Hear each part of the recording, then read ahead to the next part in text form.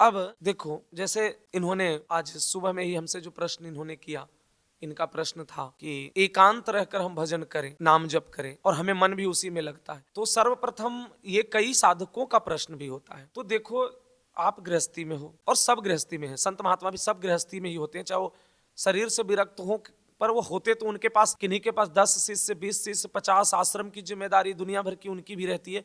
तो गृहस्थ विरक्त की बात नहीं, आपके ऊपर आपके पूरे परिवार की जिम्मेदारी है। आप देखो, आपके बच्चे हैं, आपकी धर्मपत्नी है, माता पिता जो भी आपके हैं परिवार में, सबको करते हुए आपको भगवान को प्राप्त होना है।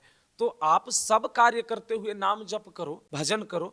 पर आप जैसे कह रहे हो कि हम एकांत बैठ जाते हैं, जैसा कि इन्होंने बताया, एकांत चले जाते हैं, कई घंटे एकांत चले जाते हैं। तो एकांत जाकर के भजन, सिर्फ एकांत रहोगे तो भजन नहीं होगा, फिर तो भाग गए तुम अपनी जिम्मेदारी से। इसके लिए देखो, हम लोग भी आज समाज में हैं, हम भी आकर के समाज में अपना दे रहे हैं, सत्संग के माध्यम से, लोगों को प्रवचन के माध्यम से, कथा के माध्यम से। तो आप सब लाभ कैसे लोगे? अगर ऐसा हम भी कर सकते हैं कि एकांत, पहले एकांती हम रहते थे, एकांती किसी से तो कोई ज्यादा है नहीं लेना देना था, पर अपनी अपनी सबको जो कर्म है वो करना पड़ेगा और समाज को देना पड़ेगा। जिस समाज से हमने खाया, जिया, वस्त्र, सब हमने जो भी हमने पाया, उसको हमको, समाज को भी उसको लौटाना पड़ेगा। इस समाज ने जो हमको दिया वो हमें वापस करना होता है। ये चलेगा जब तक शरीर है तब तक, ऐसा नहीं। तो जब तक शरीर आपका है तब तक आपको अपना धर्म युक्त कर्म करते हुए, परिवार को चलाते हुए ही आप नाम जप करो। एकांत 8 घंटे 10 घंटे जाने की जरूरत नहीं है। तो अब बताओ क्या करोगे जब ये तुम एकांत हो जाओगे और बच्चे सब भूखे रहेंगे तो कैसे चलेगा, है ना? तो कार्य करते हुए ही करना है और वो ज्यादा अच्छा होता है। भजन कार्य करते हुए जो करोगे वो भजन ज्यादा बढ़िया होगा, आनंद से वो भजन होगा, भगवान प्रसन्न जल्दी होते।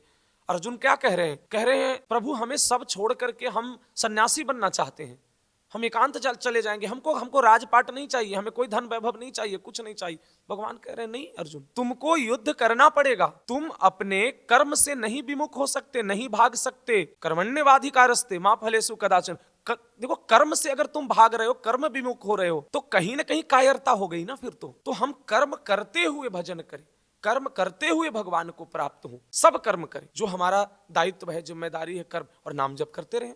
कोई परेशानी नहीं है, एकांत जाने की जरूरत नहीं है। जो हम अर्थ को अर्जित करें उससे घर परिवार भी चल रहा है, उसी से हमारी थोड़ी सेवा हो, संत महात्मा की सेवा हो गया, जीव जंतुओं की सेवा हो गया, तो हमारा तो भजन स्वतः ऐसे ही हो जाता है। अब उसको तुम सब छोड़ करके सोचोगे एकांत तो कैसे होगा, है ना? तो आगे से एकांत रहने की बात नहीं। अच्छा, मतलब सब कार्य करके एकांत जाते हो, बहुत सुंदर है। हाँ, ये ठीक है कि कार्य कर करके एकांत, अगर हमको समय मिल रहा है तो हम एकांत रहें, इसमें कोई निषेध नहीं है। नहीं, कार्य कर करके एकांत जाना ये बुरी बात नहीं है, ये तो बहुत अच्छा बात है।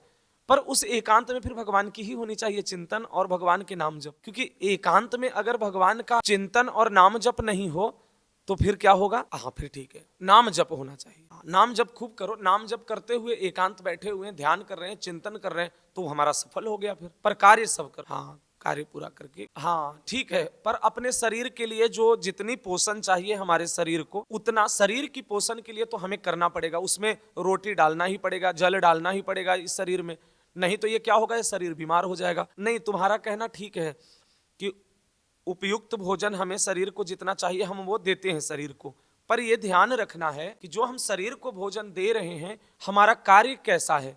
अब जैसे जिसका कार्य मेहनत का नहीं है, शारीरिक परिश्रम जिसके कम है, हार्ड वर्किंग नहीं है वो व्यक्ति, उसको हार्ड वर्क नहीं है, वो कम भोजन लेगा तो भी उसको ठीक है, क्योंकि उसको लेना भी चाहिए एक उचित आहार। पर जो खूब मेहनत करने वाले हैं, जैसे अगर मान लो तुम्हारा कार्य मेहनत का है, तो उसमें भोजन भी उपयुक्त चाहिए, पोषण युक्त चाहिए, जो शरीर को हमारा बचा के रखे, पोषण दे सके, ना कि हम इतनी भोजन लें। अब जैसे हम लोगों की भोजन निर्धारित है कि इतनी सुबह में और इतनी रात्रि के प्रसाद में, संध्या का, बस यही निर्धारित है भोजन, उसके बीच में कुछ नहीं। कभी कोई प्रसाद थोड़े आ गया तो ले लिए थोड़े, बाकी कुछ ज्यादा भोजन दोबारा नहीं बैठ के पा सकते। तो वो इसलिए कि हमारा वही कार्य, हमारा कोई कार्य ही नहीं है, हमारा कार्य बस ठाकुर जी की सेवा, सत्संग करना, शास्त्र पढ़ना, यही सब सेवा है।